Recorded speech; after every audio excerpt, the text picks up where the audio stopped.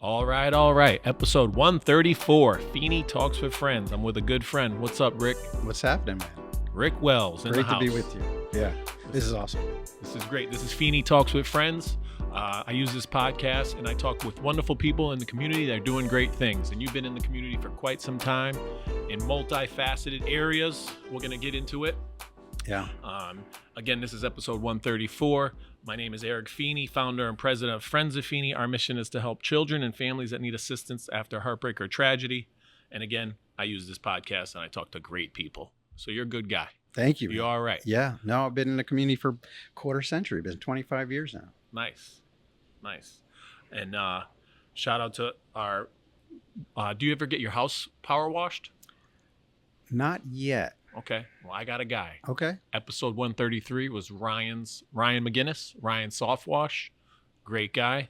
We talked about how he helps the community. Yeah. And if you ever need a house power washed, but he does it soft wash. So Okay. check it out. We're going to talk about a lot of things. I mean, you're like who I want to be when I grow up, Rick. Thank you. That's awesome. You got a great military career. Yeah. Great teacher. Physically fit. Good golfer. You were in a rap video. That is true. You're going there already. That's great.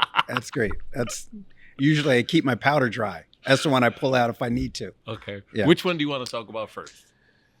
Let's talk about how we met. What we did to begin with. So, how is it being a male in an elementary school? For me, it was incredible. I'll talk about, everyone asks how you do it, how you deal with either kids or parents.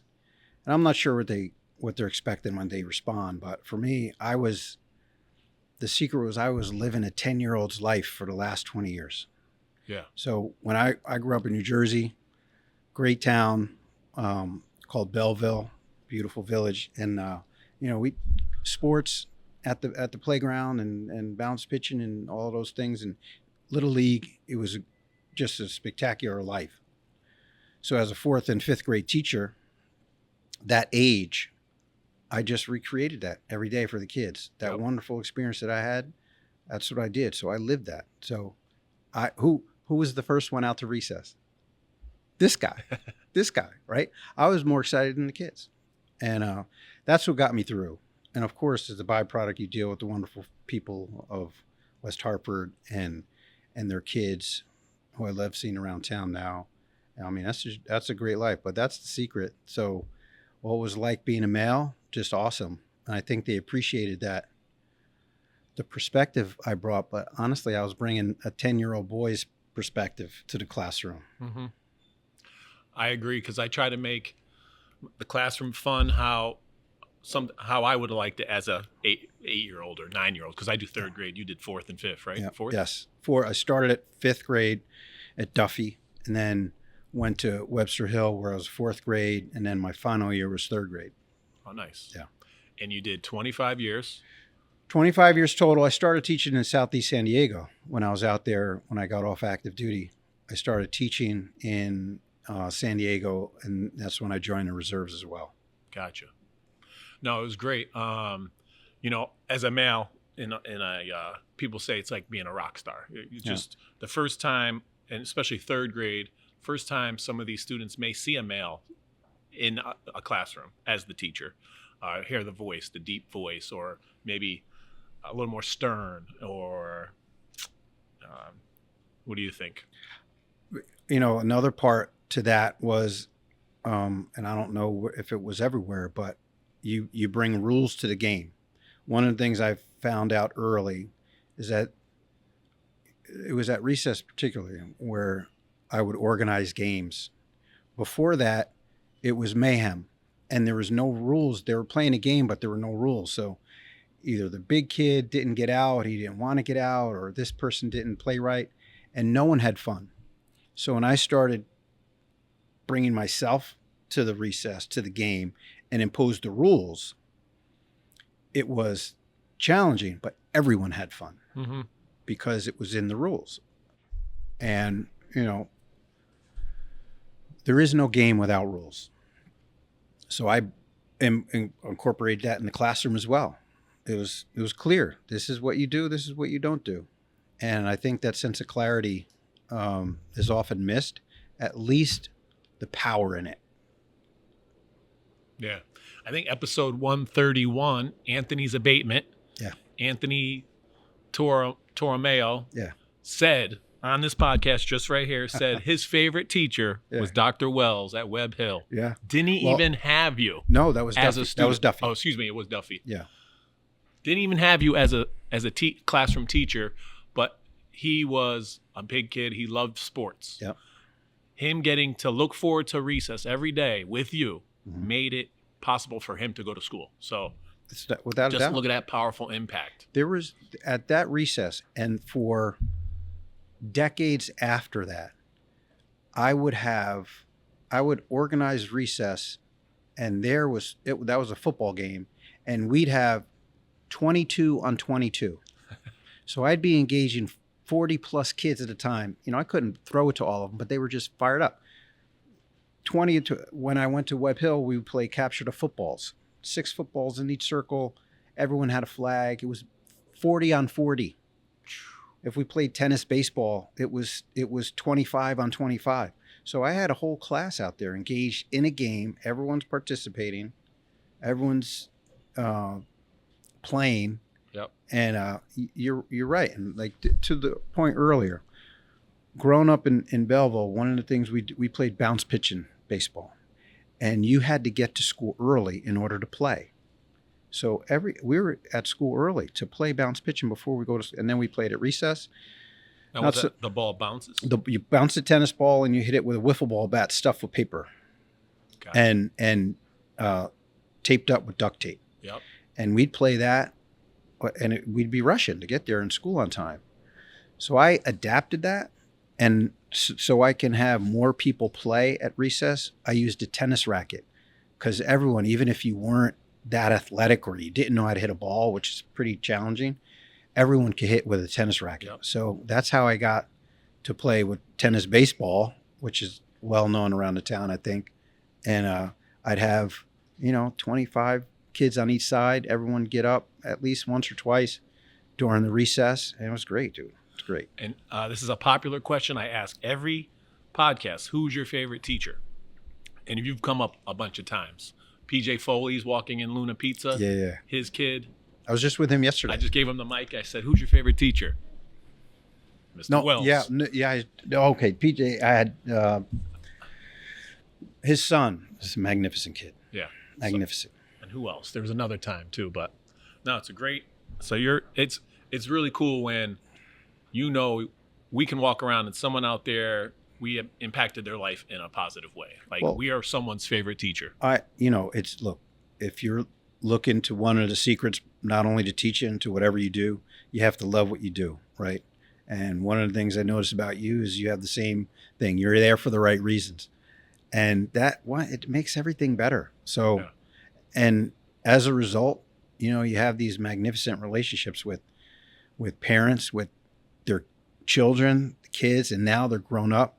Students of mine are having children of their own.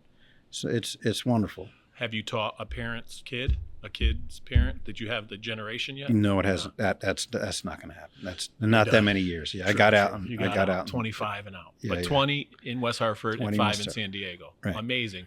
No, I was just saying. I walked with my wife the other day and was like, teaching's getting harder. They're changing stuff, and now I'm teaching Foundations. It's a new reading program, but it's like teaching an old dog a new trick. But it's new and it's helpful and it's beneficial to everyone involved. But I was walking, and all of a sudden I see these 2 kids playing football, and I just clap, and I go like that. My wife's like, "Do you even know them?" They just throw me the ball. Of course, I knew them, 5th graders from the school, so I throw the ball with them real quick. Then we go to Doro, and I'm having, we're drinking coffee with the dog, and all of a sudden, the kid's like, my wife's like, "You might want to say hi," because there's a kid stalking with the dad, and I was like, "Hey," and they come over and talk. So it's a good feeling. Shout out to Dorian. Dorian's doing a wonderful job. I was just at Doro today. So one of my former students that I taught is one of his baristas. Which one? Who's that? I'm there all the time. Aja. Okay. Yeah. Scott Miller, podcast guest, I had his son, Simon. So I know Scott. Dorian, so the same day I'm there, I see Lana, my student, and her dad. And then Dorian's like, hey, you got to try this. Yeah. Brings it out. The new Dubai chocolate pastry. Yeah. Phenomenal. Yeah. Oh, so good. No, he's a master, dude. Good. He's got the Midas touch. He creates a wonderful product, atmosphere, and community. Opening a new one. Opening a new one. Yeah. Casa Doro. Have you been there yet? I've been there. Yeah. I want to try it. I heard the line's crazy. I love what he's doing in West Hartford. It was very difficult for me to leave West Hartford with all that he and everyone else has going on in town. No, it's great. They're great. What about I got an old email. We only emailed each other once on the school email. What song did your students sing on Wednesdays? Oh, God. I started each day with a different American song, hymn. One of them was challenging. One of them might have been America the Beautiful. I changed some. And on Friday, we did the preamble. Yep. Wednesday, the pledge. I think you just My country 'tis of thee. Did I do? I don't know. America. Okay, I said country, that's. Oh, you're right. No, my country 'tis of thee.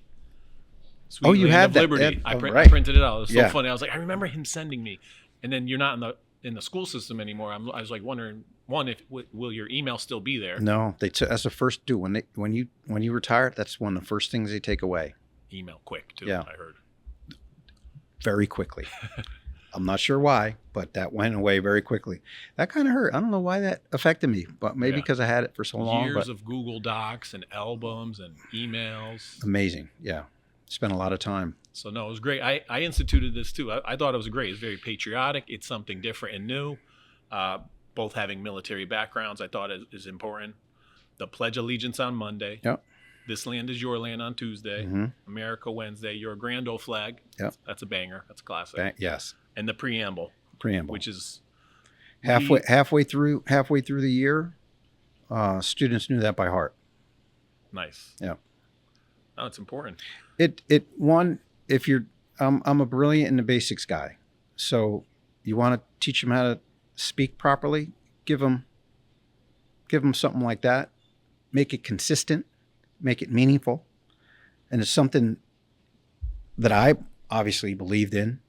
And then we talk about vocabulary. We talked about posterity there and liberty and what it means. And you just give them a sense of it over and over again, give them a chance to internalize it. It's great. That was cool. Thanks for sharing that. Mm-hmm. I still have it. I still use it. You also have a doctorate in education from the University of Hartford. Yeah. How was that? How did that help you? So we moved. That's the reason I'm in West Hartford, because I was accepted to the University of Hartford when I was out in San Diego. Okay. Chris and I were getting married, moving back east. Got accepted to this place called the University of Hartford. She comes out a couple weeks beforehand, looks for a house, drops my resume off at West Hartford Public Schools, and starts looking around Avon, Glastonbury, Bloomfield. And she asked a real estate agent who we got from USAA, military affiliated. She was like, well, what's this place? And she was like, oh, this is West Hartford. And University of Hartford's in West Hartford. Mm-hmm. So she fell in love right away. And then we ended up moving here from San Diego to go to the University of Hartford. The reason for going to the University of Hartford was that was my way of being in the top 10% of my profession. I was like, if I were to be in the top 10% of my profession, what would I have to do? One of the things would be to continue to study and get a degree. And that was, it took time. The dissertation was a bear of a process, but, learning to read research is huge. You talk about foundations, and typically, people are trying to tell you what to do. If you know how to read the research, life becomes a whole lot different. So it was my way of bettering myself within the profession. And then on the other side of that, it's great. There is a level of respect, but personally, it's, I use my conceptual framework for leadership to this day. And the ability to read research and see through a lot of the fog has been a huge benefit to me. Nice. I was always wondering what brought you here. So University of Hartford. University of Hartford, yeah. I'm becoming more and more involved with them. They just got a new president, Dr. Ward. He came from Babson. He's doing a lot of good things at the University of Hartford. You know Aaron Isaacs? I do. He's the dean of students there. Yep. He's a great dude. He participated in some of the mentoring I do in Hartford. Oh, nice. He funds one of the nonprofits that I'm affiliated with that does good work with the Police Athletic League in Hartford. I'm gonna have him. I gotta have him as a podcast guest. He's got a lot going on there, and we call him Coop because he looks like hanging with Mr. Cooper. Yeah, dude, he's big. He's a big dude. Yeah, I mean, big. I worked at Goodwin with him, Goodwin College. Yeah, he's a great guy. Yeah, we played on the Goodwin. We played an alumni versus kids basketball game. Okay. It got pretty serious. Yeah, he's a big guy. No, he's great. He's a great person. I love that dude. Coop, Aaron Isaacs. Oh, and then do you work with Detective Jimmy Barrett? He works with homeless, helping people with homelessness. He's a Hartford police officer. No, he doesn't ring a bell. Steve Austin. What's the nonprofit that Aaron? Actually the nonprofit is the Police Athletic League. Gotcha. But we're housed within them, so we are fed students, boys, from the Police Athletic League, and we mentor them within their house. They give us space there. Nice. So we meet weekly, and because I see that you also do work with Covenant Prep. Covenant Prep's a big deal. Another great nonprofit. Yeah. And you just recently spoke to them. Yeah, Covenant Prep was that was Jeff Deagle. That first class of students that Anthony you mentioned, yep, was Ben Deagle's in that class. So I met Jeff Deagle as the parent, and then he's the one that was his brainchild. So I was affiliated with that when he first started it. Oh wow! Then I got, because that's on 10 years now or 15 years? No, like 14 years. Yeah. They got. I just went to the bow tie. Oh yeah, we were there together. Yeah, bow ties and baseballs at Yard Goats. So that they have a great thing going on. His idea is to get middle school kids, get them in the right direction. So we talked about reflection, the power of reflection as 8th graders, because those kids are going to wonderful schools, Taft, Loomis, Xavier, Avon Old Farms, and they're going to be exposed to some incredible stuff. You can be overwhelmed. So the essence of that conversation was, hey, what went well for you here at Covenant Prep? And if you were to do it all over again, what would you do differently? And then let's conceptualize that. Let's think about it and say, all right, what kind of person would you be? All right, now bring that person to these schools and these wonderful opportunities, because there's a lot of them. I know. I saw you. I saw a couple pictures. You're like standing up, doing your spiel. Yeah. And I want to thank you and say and compliment you. Wonderful public speaker. Recently, last year, I don't know, you know where I'm going with this, but my daughter got All-State Riflery. So they had a All-State dinner at Orange Country Club. I think it's Grassy Hill Country Club in Orange. Yep. And they needed they were hoping for a military speaker. I said, I got a guy. And Rick Wells showed up, and you exceeded expectations, and you were phenomenal. So I was inspired. I know the kids were inspired. You had a little show and tell. You gave a little book recommendation. You did a golf swing. Yeah. You asked the kids, when's your school day start? That was the best. When's your school day start? That was one of my favorite lessons in class too. Yeah. I did it every year. Yeah. And when does your school day start? And it was funny with those kids. They're very bright kids, which is interesting. Top notch, disciplined, obviously, right? They spend their time, they give their attention to what they think is worthwhile. It takes them places. There was one kid going to the Naval Academy for shooting or something like that. It's amazing. But I said, what time does your school day begin? 7:30 or 8 o'clock. No, 8:30, 8:25, 8:27. Then the parents started jumping in. Yep. 8:20. That was funny. They were getting mad. What's the answer? was like, no, it's like your school day begins the night before. It begins the night before when you put your homework in your backpack. You pack your snack, you lay your clothes out so that you wake up and you know exactly what's going on and you're not running around the house trying to get your stuff together, because that has an influence on your attitude when you come to school, yep. even if it happens at home. So we talked about that every year. That was one of my favorite lessons. So it was a great opportunity to do that lesson again. There was kids, I love dealing with young people, right? And they were top-notch individuals. And that was a blessing to spend that time with them. So yeah, I appreciate that opportunity. Yeah, your Marine uniform still fit too. Still fits, yeah. What, 25 years later? Yeah, 21 years later? I went in in 1992, and I retired in 2015. So with 5 years active duty and 16 reserves, a couple holes in there for some interesting reasons, some not. But in 2015, it was 21 years. So the goal was 20. Yeah. At 19 years, I started working for two colonels that I loved. They're benefactors of mine. They influenced me. They rounded out and taught me about leadership in a pretty inspirational way. But when he took over, it was year 19.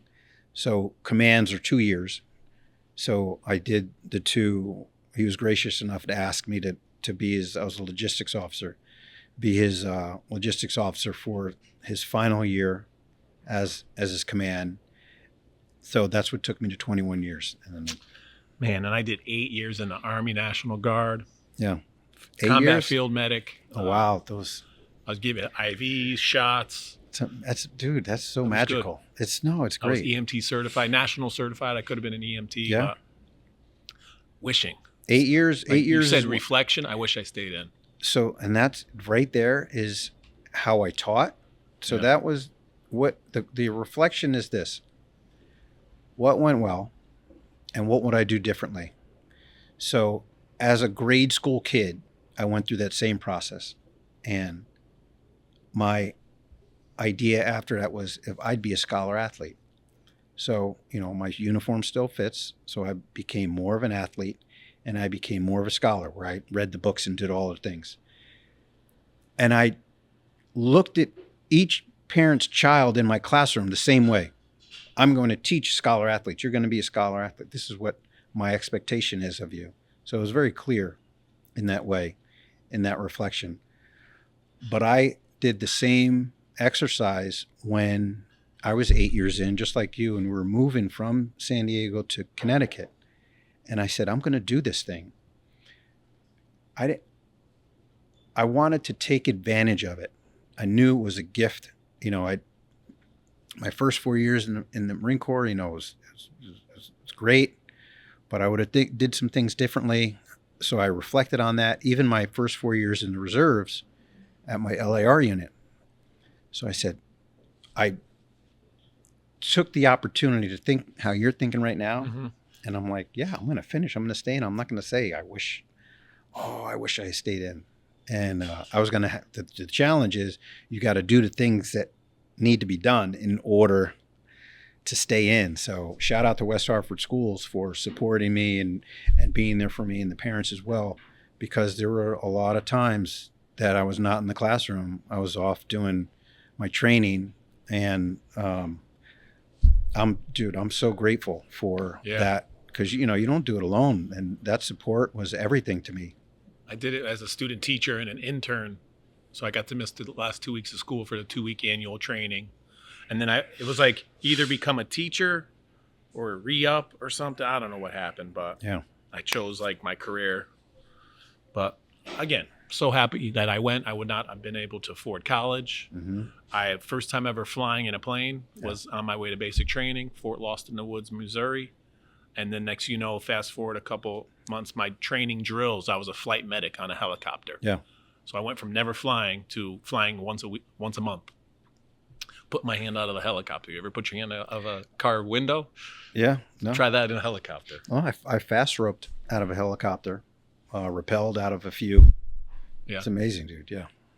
how did the Marine Corps help your education? I mean, obviously rules, structure, routines. Marine Corps, for me, the huge lesson for me was attitude.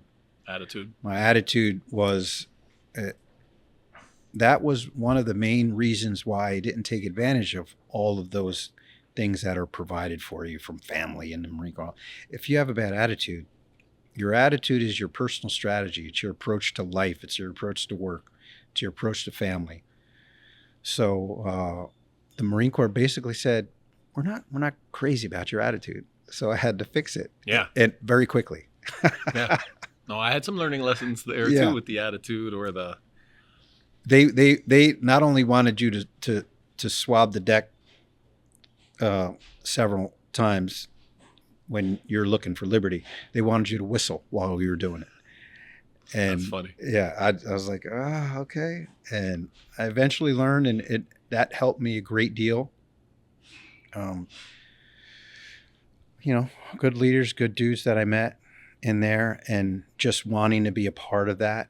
And in order for me to be a part of that and engage in that glorious institution, I had to change. I had to adapt. Yeah. I had to examine myself because I wanted to be a part of that. They didn't want to be a part of me. I wanted to be a part of that. Yeah. And that's one of the big lessons. What teacher in the Marines or instructor started every class with a Medal of Honor recipient?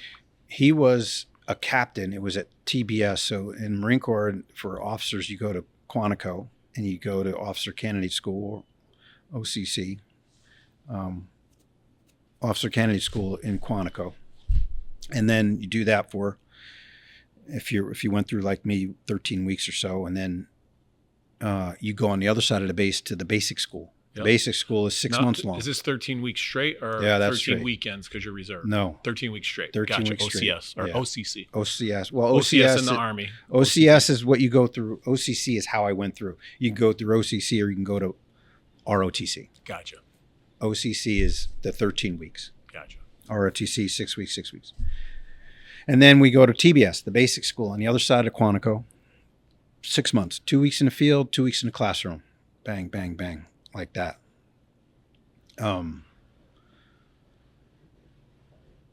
So what was the question? I forgot the question. Medal TBS, of Honor. I brought Medal of Honor. One at that. So I came in 92. That was after the first Gulf War. So all of those captains had been over there. Very inspiring folks that taught the classes. And one of the captains there started every one of his classes with a Medal of Honor winning. And I remember always listening to see, because he would end it, either he lived or it was posthumously given. Yeah. And there's some incredible human beings out there. Yeah. I had a podcast guest. I'm bringing that up. My podcast guest number 43 was Paul Bucha. Oh, he just passed. He just passed away. Yeah. His West Hartford connections. I taught his granddaughter and his grandson. Yeah, he was a special dude. He was a guest speaker at one of our convocations at school. You might have still been there. I might have been there. I saw him speak at Asylum Hill Congregational Church. We did a Veterans Day. It was either a Veterans Day ceremony or I went to see him speak about it. But he's great. He saved like 17 soldiers. He heard gunfire, ran down without his helmet, saved them all. He had like the platoon of like riffraffs, misfits. Yeah. But it's a wonderful story. So I was wondering, maybe you heard that story, but it's a great story. And then met him. He put on the Medal of Honor. Oh, no way. Look at that. I snuck in. This is at the West Point pool. He was also an All-American swimmer. He worked on the Obama's state of like affairs. Yeah, veterans. Maybe. But I was like, hey, I told the guy at the front, I'm like, that's my grandfather, my great grandfather's best friend. It was a little fib, it was my student's grandfather, but it was very important that I got there. So he's an All-American swimmer. I'm so honored that I got to speak with him. and you brought that up. So Paul Bucha, I wanted to share this for a while because he did pass in August 15th. Yeah. So I had someone printed this out for me, but I got to sit down and hear his story. He's a wonderful speaker, as you saw. He had, acronyms for like how to have a routine for your life, and just so thoughtful. Helps with discipline, definitely. Paul Bucha. So I'm honored to have spoke with him. Honored to share this episode 43. If you want to go back and check it out. Yeah. Folks, folks think it's difficult to stay optimistic nowadays. It's not difficult for me because you run into people like that. You deal with the young people I deal with in schools, and you see I often see people who are going into the military, for example, and it's the same dedication and commitment that's always been in this country. So I stay optimistic. Yeah. No, like you said, one of my daughter's friends went to West Point last year. This year, one of her friends going to the Air Force Academy. Yeah. I'm like, Neela, come on, you should go to West Point. She goes, Dad, I don't like waking up early. Yeah. I don't like running. I don't like getting yelled at. I go, well, then maybe it's not the place for you. Yeah, right. No, it's another life. Yeah. One of the guys I serve with, Mark, his son, Richie Trenelange, swam for the Naval Academy. I went to his graduation last year, and it's a special place. Oh. It's a special place. And it's an elite exclusive club. Like, yes. Special. Yeah. And you earn it. And, seeing him with his team, the individuals, that's America to me right there. Yeah. That bond will last forever. It's unbelievable. And the West Point is beautiful. Yeah. She does riflery like twice a year there. Yeah. And I like park and I jog. I get the headphones. I like try to fit in. That's so good. No, I want to be like, I want to feel it. Just get the little sweat on. And I see the soldiers are doing it. I'm like, I put your little reflective belt on. That's right. Run against traffic. Man, it's great. So cool. It's great so too. It's great to have that in your background. So to your point, I don't want to jump over it about not doing certain things. I think that's the reason I became a teacher. It's the reason I went into the service. It's the reason I finished the service. And you look at this life as a gift, and you see what out there. You see what work is difficult, and it's going to offer you a challenge, and it's hard, and you love it. You go after it, and you do it well. You finish well. What would it look like for me to finish well? And it's something that I can reflect on and reminisce and appreciate for a lifetime. Yeah. Now so far you lived a great life. You have such great experiences with the education and the military, and now present day, what are you up to? I'm a financial advisor in West Hartford. Very nice. So I'm a financial advisor with Baystate Financial. It's right in the middle of town. Offices across the street from Brico.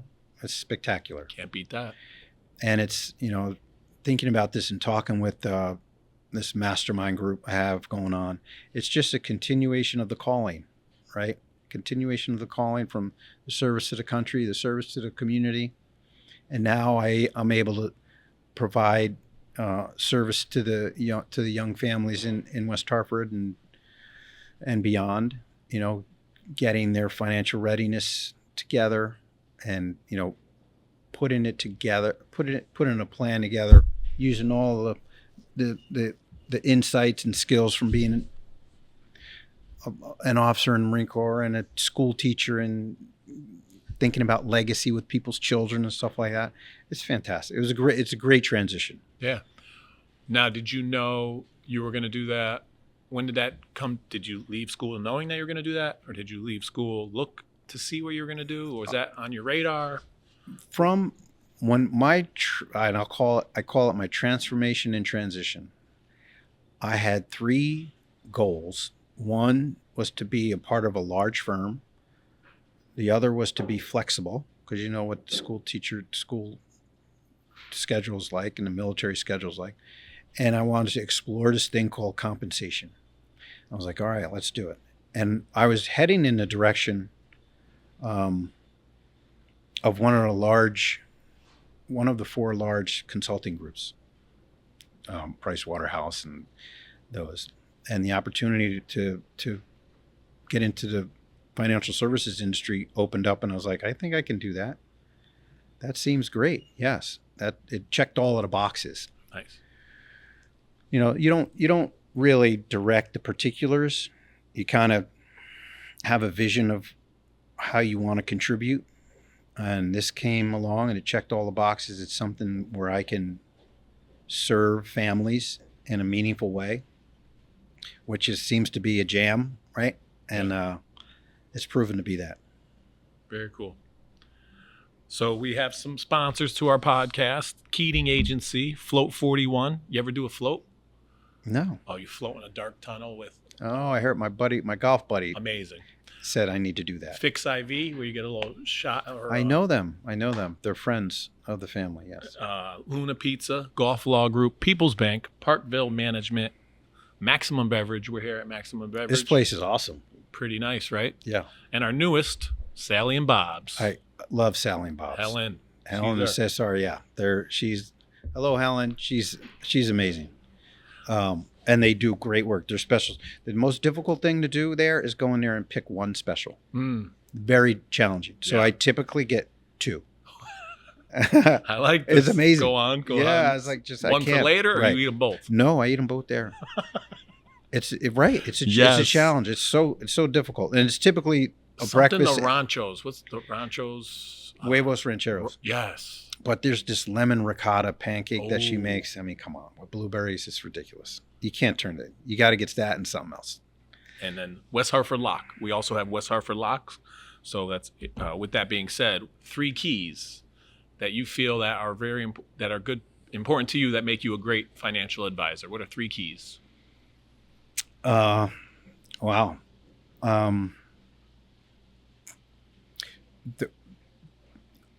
I'm there to serve. Mm-hmm.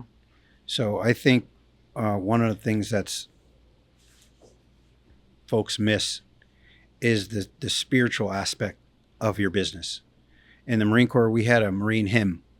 It wasn't a song, it was a hymn.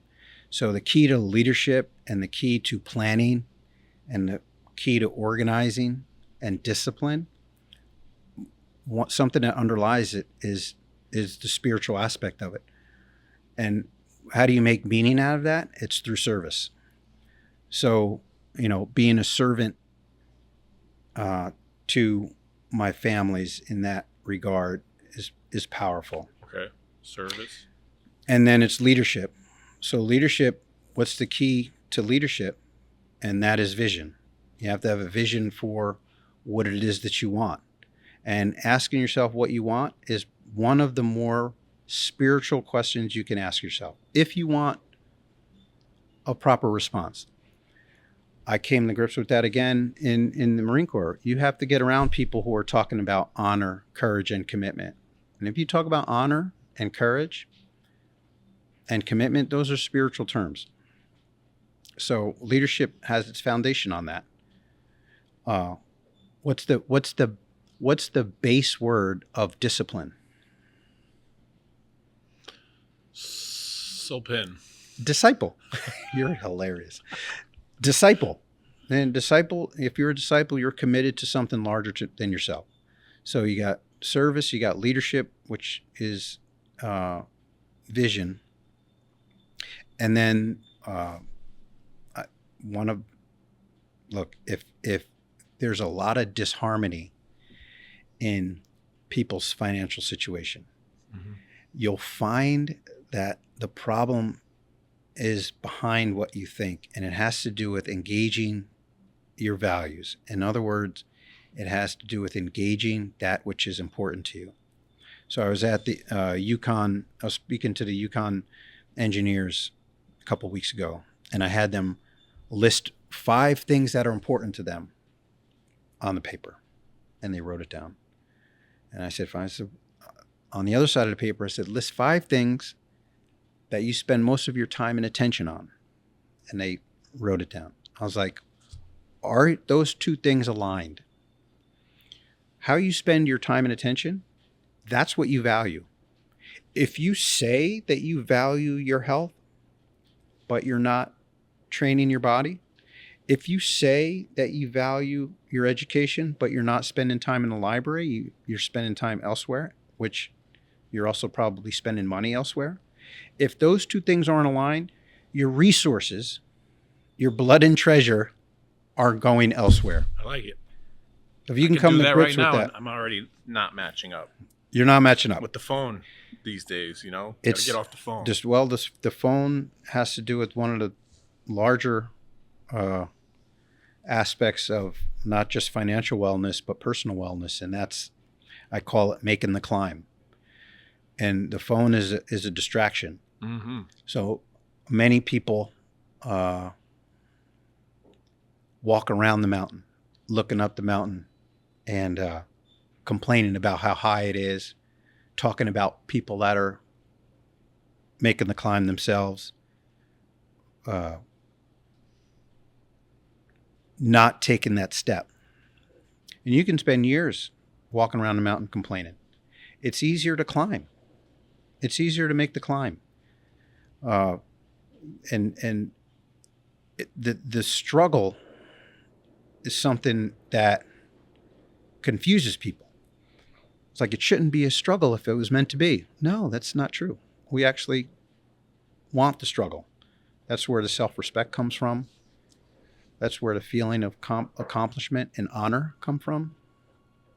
So it's counterintuitive, but it's real. Yeah, I like that. Climb the mountain. Make the climb. Make the climb. Someone who was an Ace Billing Smith, head of director, she was a podcast guest. She's like, you don't try to move the whole mountain, rock by rock. So it's almost like step by step to climb the mountain. Move. I like it. Make that first step. Make that first climb. Take the step. So we got the 3 keys. That was good. 3 keys. We talked about education. We talked about Marines. We talked about financial advisor. That's fun. That's a lot of fun. Now, you want to talk about scholar athlete? A scholar, that goes You're a to good do golfer. I'll tell you that the scholar athlete, that, my children are doing phenomenal, and I held my children accountable to that as well. That was my perspective as I parented. I parented through my kids through sport, and I parented them through being good folks and coachable through that aspect. And then as the intellectual part, just being brilliant in the basics. And that context helped me because it grounded me, right? It just made sense to me. So that's how I parented. And I have a daughter who's graduating from the University of Virginia next month.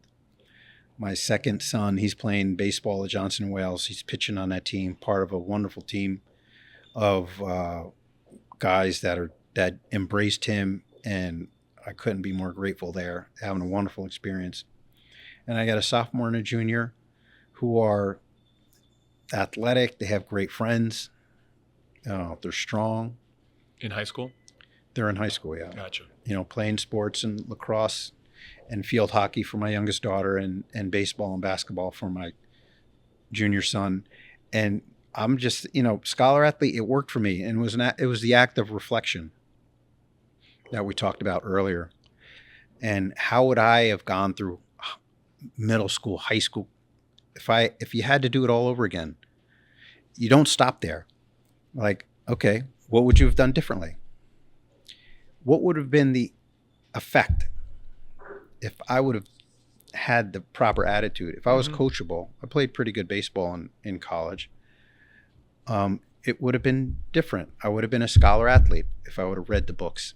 So I made it a point, probably the same time that I decided to stay in the Marine Corps, to become that dude, become that scholar athlete, go for the advanced degree, train in CrossFit, lift the weights, do all of that stuff. And now I'm leading by example. My children wake up, they see me. I'm the one up reading the books.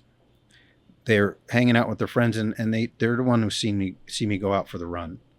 So when I ask them to do certain things, I'm leading by example. There's a level of authenticity comes through there, and it's been recent where I realized that whole outlook and way of parenting was incredibly fruitful because the kids are spectacular. We went out for Easter brunch, and my other 3 kids were out. We went out to eat with my mother-in-law, and how they get along, magical. And to see the results of that, and to know that what you did worked, and you continue to do that. I mean, every day I wake up and I'm thankful. That's awesome. You got 4 kids? Yeah. Alexa's, 22. Who was the kid in this picture? So you're in the... Alexa, Elijah, Lucas, and Sierra. And then these kids are... Let's see. Again, we could go through pictures. Oh, wait. There's another one. But you're at these kids. What was he doing? He must have been playing something. You're in Florida. Oh, those are my 2 dudes. Those are both your kids? Yeah. The one on actually the taller one is the younger one. He's 17 now, Lucas. And then Elijah's 18. He's at Johnson & Wales. Who's living better than that? That's living a dream. It really is. And so what's the strategy there? I tell people this all the time for that, because Lucas is probably 6'1", and he's still growing. His mom, I think, is 5'2". I'm 6 foot. You feed them, you feed them like D1 athletes. Feed them like D1 athletes. Yeah. I'm gonna send that to Stefania. We'll pop that up on the screen. I got to see my boys on the same high school baseball field at the same time. And I didn't tell anyone at the time, but I was in heaven, dude. That was a dream for me. You talk about vision. You talk about what you want for your family, what you want for your legacy. I mean, that was a dream right there. A dream come true. And it was something that was very meaningful for me to see them play on the same field. And I know that they get along well. Powerful image as a parent. That's awesome. Congrats. The best thing you can have, or the most proud thing, I'm talking for myself too, but just having great kids. That says a lot for your parenting style. And just the other day I went to school and I got a compliment from the principal at Conard about both of my girls, and it was just feels great. Yeah. Then I see their coach, another compliment. Then I see the vice principal. So I was overwhelmed with pride. Yeah. So I think it's a benefit of, you, again, we talked about earlier, you being in it for the right reasons, and just appreciating young people and being fascinated with them, and now if you treat your own children like that, you inquire, you're patient, and it just works out because you're authentic. So rather than, I found out very quickly that kids see through fraud and pretense very quickly. So if you're not real, it's gonna be a rough go. So don't do that. No, it's great. No, you're doing good things. I'm glad to have talk with you. This is episode 134. Wow. We talked. So now golfing. So you had a golf with, I'm going to name 3 golfers. You got to sit one on the bench. You got to start one, and you got to cut one. Sit, start, cut. Yeah. Who are you playing with? I want to get this in. I watch my kids' sports. I don't watch sports, although I watch the Masters. Okay. And I was rooting for Rory. But what comes to mind is, I think, why we get along so well. There's 3 reasons. One, I already mentioned, you're in this business for the right reason, and what you're doing is great. The other time was when you were at the baseball field. I was with my kids at the baseball field, and I was like, "What are you doing here?" He's like, "Well, I'm getting a hot dog." I was like, "You have a kid here playing baseball?" He's like, "No, I live across the street. I came here for lunch." Someone who comes to lunch to the baseball field, the local little league baseball field that's my home. Oh my God. I was like, this is amazing. So I'll either know a parent or a player 100% of the time. 100% of the time. And to that you walked over and had lunch at the baseball field with the youth baseball was magical. And the other is that we have a mutual friend of Rob Oliver. And if you give me a top 3, he's one of the guys that I play golf with all day long. He's a great human being. And that's another reason you get along well with him, and he's my person. And that's who I'd play golf with. You already answered the question. I did answer the question right there. Yeah. Rob Oliver was my first West Hartford friend, really, because we went to a Halloween movie in the woods for the school. And we're like meeting all the parents. Yeah. And he's like, "Hey, I'm Rob. I'm Eric. Where are you from? Waterbury?" "I'm from Waterbury." Yeah. We've been friends ever since. He makes your life better. He's a great dude. Yeah. Amazing person. Yes. Yeah. Cool. Rob Oliver. I was going to say sit, start, cut.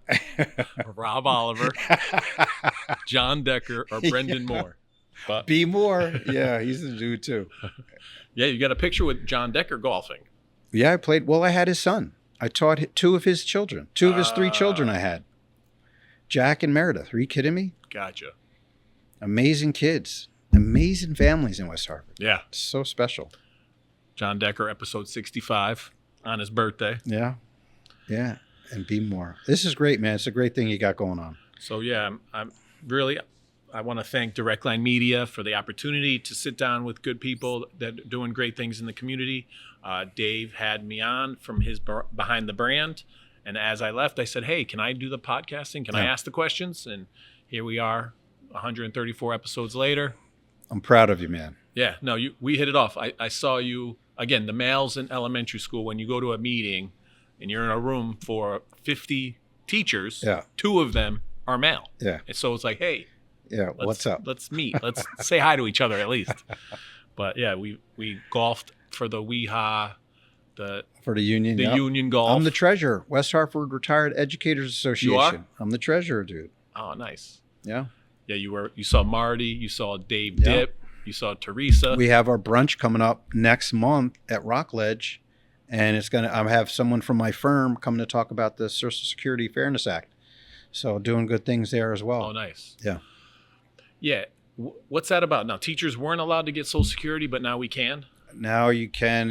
He's going to explain it. That's why I got a smart guy in my firm to tell you. Right. I'm not. He'll explain it. That's full disclosure.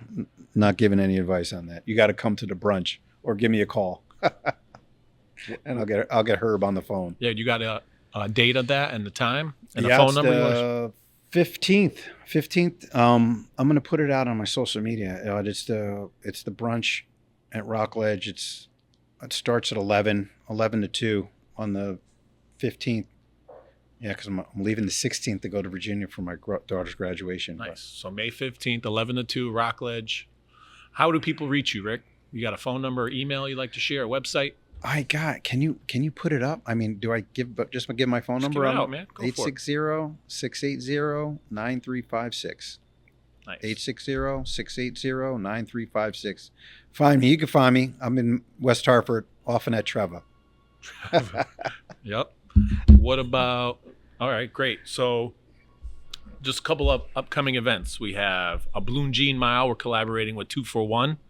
Friends of Feeney's hosting bingo at Raymore and Flanagan on May 6th, 5:30 to 8. Check that out. Memorial Day Parade. Oh, speaking of which, Memorial Day Parade. Are you going to answer me? We'll talk about it. I thought I did. You want to talk about it now, or are you off? No, off? We'll talk about it later because we were going to go away, but I think we're going to be home. If we can lock that in, I'll do that. Okay. Be honored. That'd be great. Yeah. No. All right. We got exciting news I'll share next podcast. Hartford Athletic, June 6th. Bristol Blues. You ever go to a Bristol Blues game? Those are fun too. July 12th. $25. All you can eat, all you can drink to watch baseball in Bristol. Wow. Babe Ruth played there. The 4th annual Friends of Nicholas game at the Hartford Yard Goats, August 16th. And then the 4th annual golf tournament, September 13th. When are you going to play? I'll play September 13th. It's a Saturday, Tunxus in September. You got to give me a calendar. I got to work on my calendar now. And then we could look for some sponsors. We'd love to have Baystate Financial be a sponsor. Yeah, Baystate's great. It's a large independent firm out of Boston. Broker dealers, Mass Mutual, fantastic organization. One of the big mutuals. So solid. And then our 7th annual Makerspace. The kids build with cardboard and duct tape. It's a wonderful event at Elmwood Senior Center. I want to shout out my guys, Ball for a Cure. They were just recently the recipients of the honorees for the West Hartford St. Patrick's Day section of the Hartford St. Patrick's Day Parade. My guys, Cole, Luke, Aiden, Brian, Brendan, Max, Matt, Tommy, and Will. Ball for a Cure. Luke's going to be a future guest. Guys, yeah. Good peoples. Ball for a Cure. All West Hartford guys. They were in high school. They had a classmate have cancer. They raised money by playing basketball. Next thing you know, they're playing basketball. They're doing golf events. They're doing concerts. They're doing raising money. Great kids. Great kids. So West Hartford's a good place. They're from the hood, dude. They're from my hood neighborhood. Oh, yeah. Tommy O'Shea yeah. lives right over by you. Yeah. And we talk favorite teacher. You've been mentioned a lot. Do you have a favorite teacher? Ever. In Anywhere? Town?